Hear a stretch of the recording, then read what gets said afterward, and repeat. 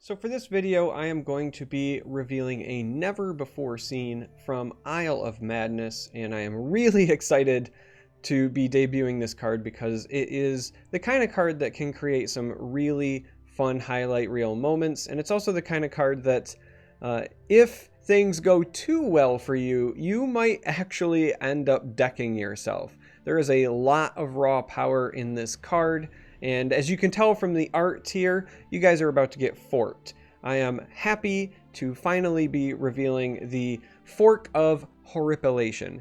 This is a unique neutral item.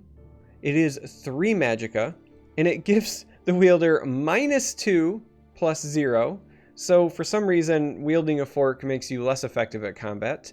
But if you manage to slay while this item is on your creature, you sacrifice the Fork of Horripilation and draw 3 cards. So this is a neutral source of card draw, and 3 cards is an awful lot. And it's interesting because I could see this card potentially used in a number of different ways. On the one hand, the -2, -0 is a potential drawback, but because this is neutral and you can slap this in any color deck, let's say, right? Throwing something like this in Sorcerer, hey guys, you guys know I like Sorcerer, right? Means that throwing this on one of your big 5/5s, whether it's a Corrupted Shade or like a Bleak Coast Troll, means that it only becomes a 3/5 that's still more than big enough to make a lot of trades, and then you get to draw 3 cards for that trade. And then because you sacrifice this, it goes back to its full strength. So really, you're only kind of hindered for the initial trade, but 3 cards is very, very powerful in terms of card draw. Now, the reason that I mentioned like fun highlight reel moments and that you might deck yourself is that the way this is worded is you sacrifice the fork like if it's there, but you still draw the 3 cards even if it's not. Now, what I mean by that is that if this is on a creature and you have Brotherhood Sanctuary out, for example, you can slay a creature and you would draw 6 cards and still just sacrifice this once. It's not required to be there for the card draw portion. It's very much like Corner Club Gambler. When I was given this card to reveal, I mentioned, hey, I can't wait to do this, and they were like, I don't know if it works that way, so they double-checked with Josh, the developer, and it does in fact work that way. So, other fun things you can do with this card include crazy Archer's Gambit plays, which is less fun because if you ping and you get the initial slay, then you don't get the second card draw. But the reason I mentioned Archer's Gambit is that if you put this on a creature and it has 0 attack or less than 0 attack, Archer's Gambit can still achieve slay for you, as can the crossbow, because it is still the creature dealing the damage. Even if it has 0 attack, the creature is still performing the slay. So this is another way that you can mitigate the drawback. Another great way to use this card is Unstoppable Rage, as you might imagine. Now, you have to find a way to make it work, so this could be like a big lethal creature.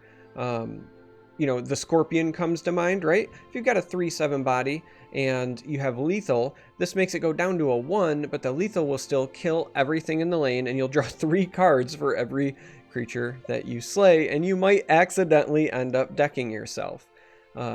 Again, at only 3 magicka, this is a pretty economical choice for card draw. It's right in line with cards like Crusader's Assault. Now, again, Crusader's Assault provides a little bit more utility. You get a plus to your attack instead of a minus, but it only nets you 2 cards, and it is also a dual-colored card where this is a neutral. So the versatility here is very interesting to me. I'm excited to see how this card manifests itself because, as I said, I could see this used as a tool in certain mid-range decks where you have high-attack creatures because if you are just taking the slay, you're really only hampered for the trade, and then because the sacrifice itself, you'll go back to your normal stats. And I'm also curious to see if this gets used in control decks that might take advantage of lethal or things like Archer's Gambit because it gives you more ways to slay. The Inferno Sword is another great way to do so. And so another fun thing you could do if you really want to try to deck yourself is you could throw this on a Cicero and then use an Inferno Sword to slay something, and then Cicero would then draw you 4 cards, and this would draw you 6 cards, so you would, unless you had an empty hand at that point, for sure be overdrawing. The shenanigans that are possible with this are just fun in my mind, right? This is a card that might pop up from Merrick or Rothgar Forge, so in many ways this could be a buff or a nerf to those cards depending on the creature it lands on, right? If you are hoping for something really awesome from your Halfinger Marauder and instead it gets -2, -0, could be comical. Yeah, I think that this fork, when it comes to actual competitive play, is borderline playable. The -2, -0 is a significant drawback, but 3 cards is very powerful. And again, this is neutral. So the reason I'm saying borderline playable is because it needs to find the right use. It needs to find the right home. But when it does, I think that it will end up finding play. Like I said, I plan on testing it at a minimum in decks like Mid Sorcerer, because that's a deck that in the past had kind of had a need for card draw. That's why some people were experimenting with the new Wilds Incarnate in that deck, because that was a neutral source of card draw. This is another neutral source of card draw, and it's much cheaper than Wilds Incarnate is, and I think that the drawback can be mitigated fairly well in a deck like that.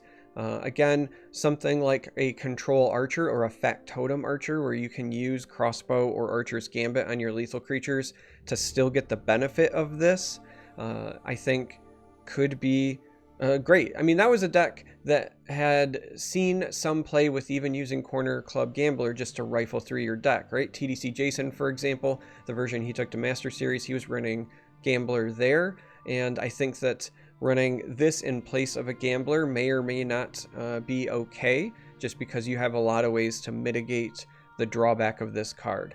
I'm excited to see this card played. I'm excited to see how this meshes with the other cards from the set.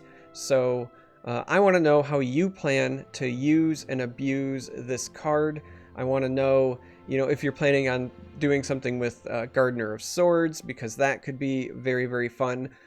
Galen really likes this, because if you throw this on a Galen and you get one of the ones that was shuffled in, then the drawback is pretty well mitigated, right? At that point, it's a +1/+3 and a lot more manageable. And yeah, let me know.